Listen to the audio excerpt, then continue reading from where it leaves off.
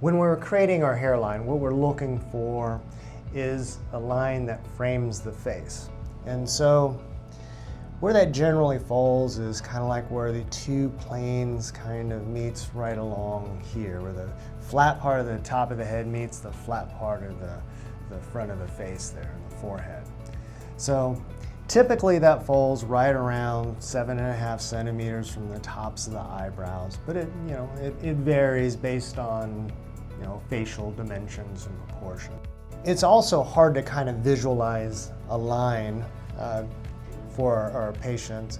So what I like to try to do is just kind of have them visualize, putting my fingers just like that so they can look at their face and see where the new frame would be. We do not want to try to recreate a 16-year-old's hairline. We want to make sure that this is appropriate.